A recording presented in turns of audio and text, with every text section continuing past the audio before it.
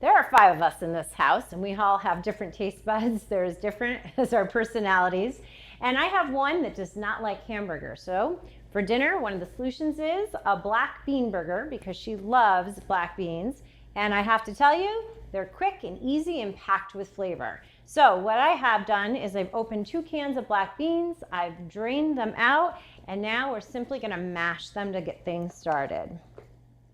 So you can put the beans in a food processor and blend them all up. You're gonna wanna pulsate though. I actually prefer the back of a spoon. Today I'm using my guacamole making tool to get these all mushed together. I like it firm and I love the big chunks in there when I make my bean burgers. Now I'm using the sweet onion because that's just what I love. I've got about half of a medium onion that I finely diced.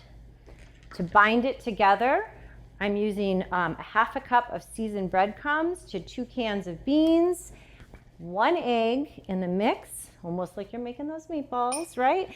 And then I'm adding in some spices. So I have in here a little bit of onion powder, garlic powder, white pepper, sea salt, and just a pinch of the cayenne red pepper. So we're gonna sprinkle that around, and then we're gonna mix this all up. Now I'm mixing all of the ingredients together in a cutting fashion, just kind of turning the spoon, cutting it through, getting everything mixed together. Again, you're gonna end up with those nice big chunky pieces of the beans and the onions. Once this is all mixed together, we're simply gonna form our patties as if we were making a hamburger patty.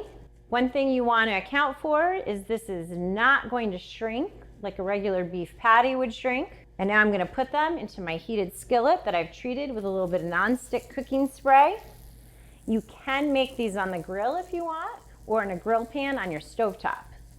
Simply cook these for about 5 minutes on each side until they're nice and golden brown.